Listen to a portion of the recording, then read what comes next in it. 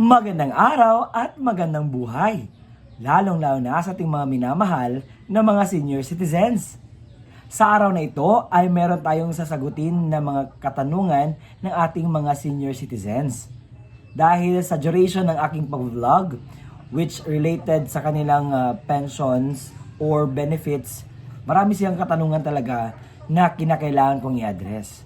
And by the way, ako po pala si Roel Mendoza Tanyo at hayaan niyo po akong ihatid kung ano yung kaalaman ko sa mga katanungan na binabato sa akin.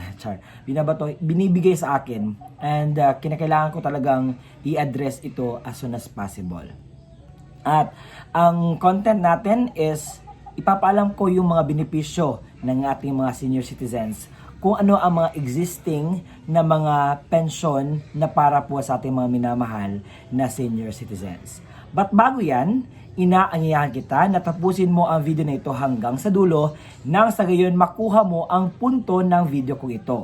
At kung ikaw ay bago pa lang sa aking YouTube channel at gusto mo ang ganitong content na pinag-uusapan ang mga payout ng ating mga senior citizens, benefits ng ating mga senior citizens, at mga balita patungkol po sa ating mga senior citizens, ay nako, isubscribe mo na ang aking YouTube channel. Dahil sa aking YouTube channel, makakaasa ka pong maibigay ko ang mga dapat na impormasyon na iyong kinakailangan, lalong-lalo na sa ating mga minamahal na mga senior citizens. At kung nais mo na maging updated ka sa mga videos na i-upload ko pa dito sa aking YouTube channel, ay nako, i-bell notification mo na para lagi kang updated sa mga videos na i-upload ko dito sa aking YouTube channel. Handa ka na ba? Handa ka na bang makinig at napakinggan ang kasagutan sa iyong katanungan? At here we go, ating sasagutin. So, ang mga question ay nilagay ko lang dito dahil sobrang dami po nagtatanong and pinili ko yung mga pang-universal ang sagot. Okay? So dito, nagtatanong siya. Sabi niya dito, ano ba ang mga existing na benefits ng ating mga senior citizens? Okay, ang sasagutin ko sa tanong niya is, meron tayong tinatawag na social pension for indigent senior citizens. Ang social pension po is existing na siya, batas na siya, at ito po ay binibigay na, nagpe-payout na po every quarter. Opo. At 1,000 po per month ang matatanggap ng ating mga senior citizens. Sino-sino nga lang po ba ang mga makaka-avail ng social pension for indigent senior citizens? Ayun lang po mga indigent. Walang trabaho, sakitin, at walang mga tinatanggap na pension in other institution. So yun po ang unang benefits or pension na kinukuha ng ating mga minamahal na senior citizens. Meron po tayong tinatawag na another benefits, which is sinusulong siya ngayon sa ating pamahalaan na kung saan bibigyan ito ng kasagutan na sana ang Universal Social Pension. Ang Universal Social Pension po ay ito po yung kahit na may tinatanggap ka na sahod, kahit na mayaman ka, mahirap ka, may trabaho ka man, o ano man yung mga may pension ka mang tinatanggap, lahat po dito ay makakasali as long as you are senior citizens. Opo, tama po ang inyong narinig. As long as you are senior citizens and kahit na may tinatanggap ka, ang Universal Social Pension, lahat po yun binibigyan. Pero ang tanong, aprobado na ba itong Universal Social Pension? Honestly speaking po, hindi pa po ito aprobado. Wala pa pong balita patungkol po dito. At ang last pong balita na aking pong nasubaybayan is nandun pa po yun sa plenary na kung saan pinag-uusapan pa o inaantay pa kung kailan ba ito ma-approve. And hinahanapan ito ng budget. At kapag na approve na ito, malaking tulong na sa ating mga minamahal na mga senior citizens na makatanggap sila ng benefits buwan-buwan. And ang tanong, ano ba yung isang benepisyo na matatanggap ng ating mga senior citizens? May tinatawag tayong local tawag doon, local social pension, LSP.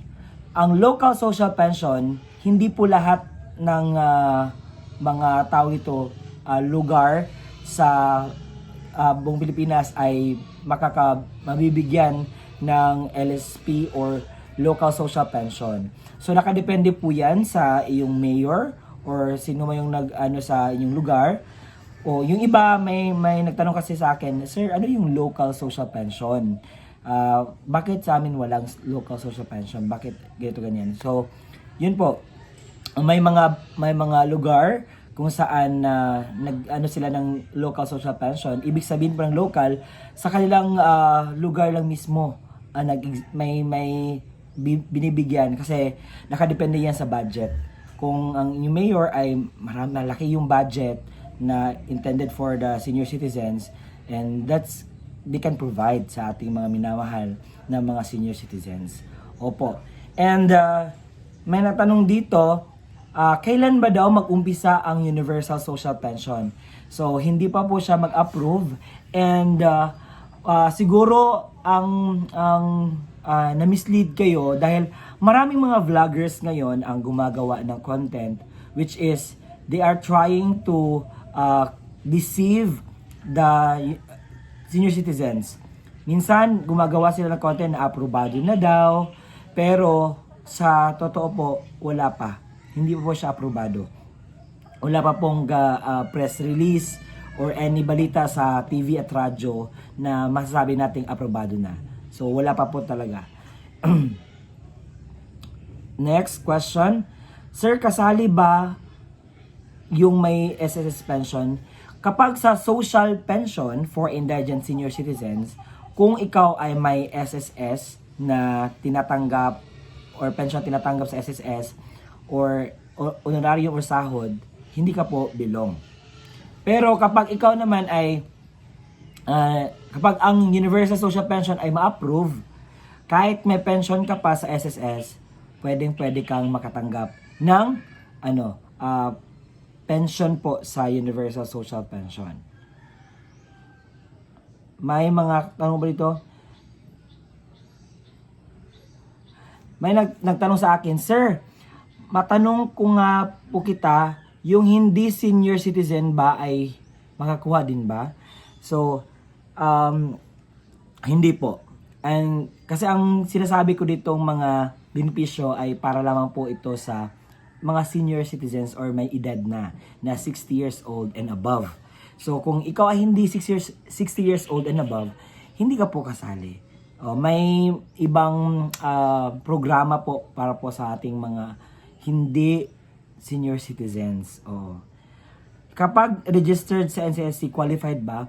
Kinakailangan mo pa-register po tayo sa NCSC para po malagay po sa data ng NCSC na tayo po ay isang senior citizens at malaman po kapag i-check sa data ng mga inyong lugar o nakapag-register ka na, automatically makikita yung pangalan mo. Sino pa dito?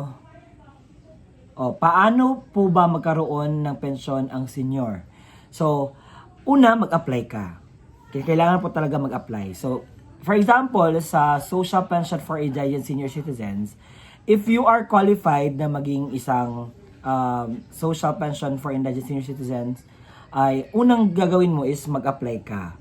Pangalawa, pumunta ka sa pinakamalapit na OSCA sa inyo, magpasa ka ng mga documents needed, at saka i-refer ka nila. Meron yung mga step-by-step process kung paano ka mapabilang sa Social Pension for Indigent Senior Citizens. But, honestly speaking po, napakarami pa pong nasa waiting list ng social pension na nag-apply kasi per slot yan. Mag-aantay pa tayo sa mga slot dahil napakarami pong mga senior citizens, and I am so happy na meron itong social pension for indigent senior citizens dahil nakakatulong talaga sa kanila. Kasi yung iba, wala talagang mga source of funds kung saan sila kukuha ng kanilang panggastos bilang isang senior citizens. At kung ma-approve itong Universal Social Pension, napakalaki pong tulong talaga dahil hindi na po pinipili ang makakatanggap. Lahat po ay makakatanggap at lahat po ay magiging masaya. Opo. So, paano po ba mag-apply sa Universal Social Pension? Baka naman katulad yan ng senior pension dito sa QC, 66 years old na ako, di pa rin ako nakatanggap. Yan. So, kapag hindi ka po natanggap sa Social Pension for Indigent Senior Citizens, baka hindi ka po qualified sa requirements. Oo. Dahil ang requirements po nun, kinakailangan po frail, sickly, walang tinatanggap na pension sa any institutions, at saka walang tinatanggap na honorarium o sahod. So kung hindi ka po or kung nakita mo sa iyong sarili na lahat po ng iyon ay kwalipikado ka, then go. Pero kapag mayroon kasing tinatawag na validation, ang DSWD ay revalidate sila or validate sila sa iyong status as senior citizens. May nag-comment dito sa akin, isa siyang SSS pensioner, tinanggal daw siya sa social pension, konti lang daw yung tinatanggap niya na pension sa SSS, bakit pala siya tinanggal? Bakit po tayo tanggalin sa social pension? Ang kadahilanan po nun is hindi po tayo qualified sa standard or quality na pinahanap po ng DSWD sa Social Pension for Indigent Senior Citizens. Yan po. And pasensya na po kung minsan kapos na po tayo sa ating budget, no, at nangangailangan pa nating maghanap pa ng another source. And let us pray na ang Universal Social Pension ay ma-approve na. Ito po yung ang existing lang po as of this moment is in Social Pension for Indigent Senior Citizens. At waiting po tayo sa Universal Social Pension. Meron namang local social pension pero para lamang po yun sa mga lugar kung saan may budget po. So may ibang lugar na wala talaga, walang local social pension. And good to know kung meron talagang local social pension. And yung mga benepisyo naman ng ating mga senior citizen, yung mga discounts sa pag-travel, sakay, pa sa medicine, ayun, automatically nag-exist naman po yun, no, na mga benefits. Pero when it comes sa tinatanggap nila na bigay ng ating gobyerno, Social Pension for Indigent Senior Citizens po ang nag-exist. Kung nagtatrabaho ka naman, ang pension na matatanggap mo is yung SSS at GSIS na mga pension mo. So, yan po, to make it clear. So, and I hope na na-explain ko sa inyo ng tama, no, na meron pong benepisyo ang ating mga senior citizens, pero ang Universal Social Pension po ay hindi pa aprobado. Ang aprobado pa lang is Social Pension for Indigent Senior Citizens. And if you have some questions related po sa ating topic ngayon, if meron man akong mga hindi pa nasabi, just comment down below dahil I am more willing to make a vlog on it. Dahil gusto ko pong mabigyan po ng katarungan or bigyan po kasagutan ang lahat po ninyong mga concerns, dahil it is really my advocacy to really help you all to be informed. At huwag po kayong magpapadala sa mga vlogger na nagsasabi na aprobado daw ang Universal Social Pension. Hindi pa po, wala pa pong approval patungkol dyan. And I hope that this video helps you na maging clear po sa atin kung ano ba ang nangyayari sa mga update sa pension ng ating mga minamahal na senior citizens. Ako po muli si Ruel Mendoza Tanyo. Kung nakakatulong ang video ko ito, i-subscribe mo na. Bye-bye!